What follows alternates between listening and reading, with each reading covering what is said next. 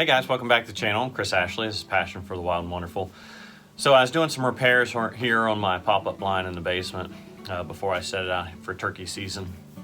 And if you haven't seen it, check out the video of where I do some repairs on this blind with my Redneck Engineering, where I had a busted rod on this and did some other things to try to get it back into service. But while I had it set up, what I thought I'd do is also another video on just how I like to set up my blinds for turkey hunting. And I think this applies the same for both gun or bow when I've done either one. Really the only thing changing for me with gun or bow is with bow, it's really the setup of my decoys to where I pull them in more. Maybe have the decoys facing the blind with the idea that I want the bird to come in, eventually face and approach the bird. Maybe give me the opportunity even more to draw with the fan possibly being up if they're strutting. But what I want to do is just real quick, I'll show you. This is the Ameristep Brick House 360 blind. And what I generally like to do, and you'll see, it's I've got some light that's shining down in, which I guess you could say could simulate the sun here from forward down into the windows. And then what I'll do is just show you maybe a clip of what it looks like when I'm inside the blind. Of course, I'm not going to have the dark shirt and dark face net and stuff on. But what I generally like to do, obviously, is with my windows, and I'll show you inside. With this, I have, I kind of say like a wrap that goes all the way around it, hence, and has the 360 view. With it, I can adjust its level to whatever height I want.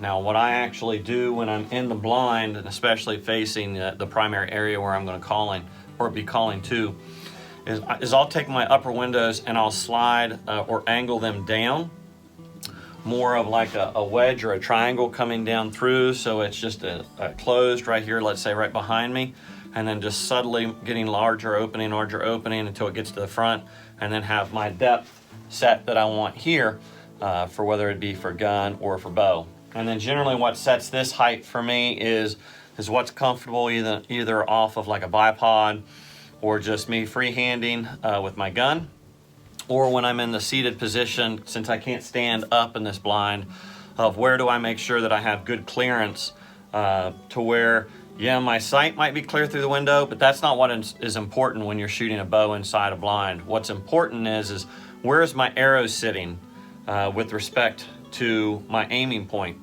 And so if I sit here and I say, okay, I'm going to be aiming from 5 yards out, and if I'm down for that 5-yard shot, I need to look and see from the offset of my sight and my arrow, is it going to maybe drive into the blind? So that's one of the things that I adjust for my height, is again, just making sure that whatever distance from that point out, I don't have to worry about any kind of interference with the blind fabric and my arrow. The gun obviously a little bit different. Normally, you don't want to have your gun barrel protruding out to where, again, that's movement. But I'll probably have it to where it's just at the edge, again, making sure that I'm clear of any of the blind material. But the big key thing too is with the way I'm doing that wedge, is that sets me up to be able to tuck back into the back wall.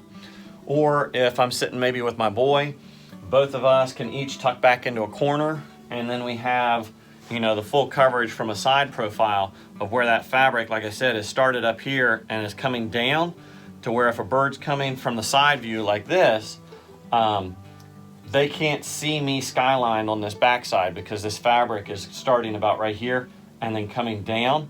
But it gives me the ability, if I need to peek around and look through that opening on either side, I can. And again, gives me that area where I can kind of be back and blocked in and blacked out. Same idea too, I'm setting my chair pretty much back against the far back of the wall. And the idea is kind of what I'll show you, or what you'll see maybe when I climb in, is when this light is, at least, the sun is up and it's casting down, there's that certain angle of light that this is shading and then coming down, and I want to try to be behind that, which is another reason why when I set up my blinds, I also don't set them in the facing sunrise. I try not to, unless I have to. But with that, you've got that low sunrise that's coming up, and it would cast right into the window and light you up there in the background. So I'd rather be set up to where the sun's on the back side of the blind or on one of the sides, to where I'm not getting that casting light in. And then generally too, I only go from, let's say, this corner and this corner in the front, and the same way over here. I don't go clear it back and do the far back sides. And if I wanted, what I could do is, it does have the camo mesh, and then it also has this inner ring, like I said, a fabric it only has a break, let's say at the door. What I could do is go ahead and make sure and take these down on the back side, and that way if a bird did happen to get behind me, I could quietly just slide this fabric down further down on the back side and probably have a shot. But I don't normally do that, but that's something easily that I could do. I've only had a few birds get behind me, and honestly with it, I just was patient, let my decoys do the work out in front, and would just have them just gobbling right next to you. I mean, you could feel the vibration coming off their body when they're sitting there gobbling. That's one thing I love about a blind.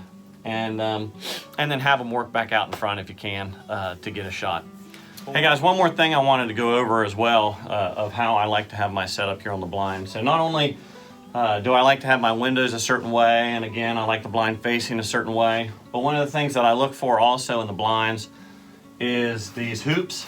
I call them brush hoops. So with this, like this Ameristep, I got them all along the top. I got them here down along the bottom and the front, and then the corners. So generally when I'm picking what I'm looking at with a blind is, I want to be I want to have it in a location that is an area that the turkeys frequent. You know, the prime place would be is that I know that it's a strut zone that the gobbler is going to go to. They want to go there immediately first thing in the morning if they're not henned up off the roost.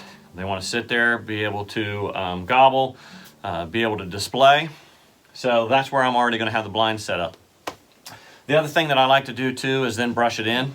And for me, it's whether it's piling brush around it, maybe getting some like pine, and it's still going to stay green for several days or a few weeks after I cut it, and stuff down into these brush hoops, and literally just trying to brush it in. Now, trying to minimize brushing it in, what I do is try to be able to set it back up into the brush. Like again, that helps to try to minimize the potential for maybe a turkey swinging in around behind you, so that the strut zone or that open area is out in front, letting my decoys do the work. But simply trying to brush it in and get it to break into the habitat more is one thing. The other thing I like to do, which I wasn't able to do with this one, as I said, I had a failure on it, so I had to bring it back, work on it, is I'll set the blind out. It's kind of like for deer season. I set the blind out for a week, 2 weeks in advance. Again, if the birds are going through that area, try to let them get used to it. I've got the windows set up the way it's going to be when I'm out there hunting, so I don't have them up and closed, and then all of a sudden they come in and they look, and it goes, instead of being fully camoed to this open and darkness, I set it up the way it's going to be. Again, that also sets me up that when I slip into that blind before dark, I don't have to be finagling and working any of the windows. It's already preset, ready to go, and I just get my calls and everything set up, and I'm ready to start calling as soon as it gets light enough. But I just wanted to make that point too, is, you know, and also I'll say, so since I'm setting it out a week or two in advance, and you know, we've actually had high winds here lately, that's another thing I like with the Ameristep and some of these other blinds is the tie down or the anchor points that's on each side and on the corners, and generally in the middle too on each face. Is I'll go ahead and anchor it down, whether it's tying it off to existing trees, using the ground stakes that come with it, and the ropes and cords, and make sure that it's tied down good, it's brushed in, and like I said, my windows are set for the first thing. All right guys, so we stepped inside the blind now, and what I'm going to do is just kind of show you what I was looking at or trying to describe outside. So if we pan, you can see here to my side that I start up here in the corner, and then I come down with the window, giving it more and more opening until it hits the front. And then you can see the front where it's coming through, and we kind of have it flat going across. Again, comes up the other side and wedges back up. And what that does is that gives me this pocket or corner back here, and it gives me this corner back here to tuck into. And then what I was wanting to also show you is, again, the idea of getting back behind that lit line of where the light or the sun's casting down in. So let me see if I can show you. So you see that break, oops, right here? I want to try to be back behind that. So you can see I've got all this area back in here to work with that's back behind that lit area. And so there you can kind of see that line. So the idea is if I'm out in it, I got bare feet, but you can see how much they glow. Think of that being my hands versus coming back, and you see that difference. So that's one of the things what I want to try to do is stay back in behind it. And then here's where I was talking about. So I have this fabric here, and again, what I could do is take the mesh off in the back, and then if I wanted, I could slide this down, and if it's already down, I might be able to get a shot through there. But you can see I really like it. One of the things that's nice about this Ameristep brick house is it's got magnetic stops up here, or attachments. So it's just a quiet separation. For seeing in the dark easier, it's got an orange outline, and then boom, it just is magnetically reattached. And then each of the mesh also has hooks and stuff on it, and then it's zippered. But you know, if I wanted to undo the zipper and have the mesh, I could just real quickly unhook, and then, like I said, lower this whole thing down.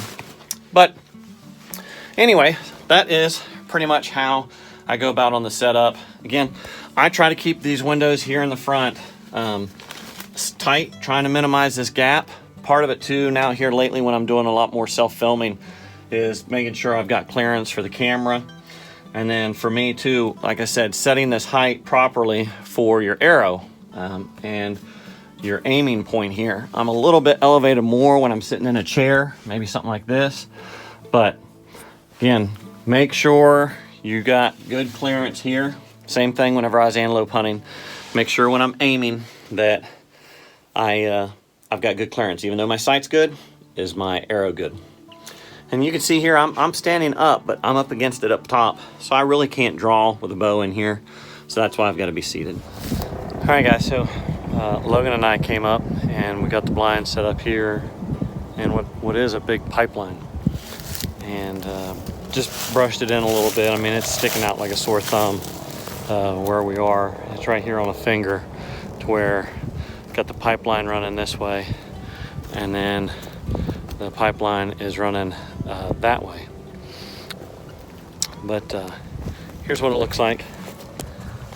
Like I said, just trying to keep it dark. What I'll do is maybe pull the sides up a little bit more and see how that works when trying to just darken it a little bit. But it's kind of in the middle of a little bit of I think privet, and then I went and cut some more up, stuffed on the sides. It's so windy right now, I really didn't want to stuff it on the top and have a lot more drag, and that privet's pretty heavy right now anyways. But we'll see how it goes. And so it's all staked down, and you know, that's kind of an idea of how I go about setting up a blind.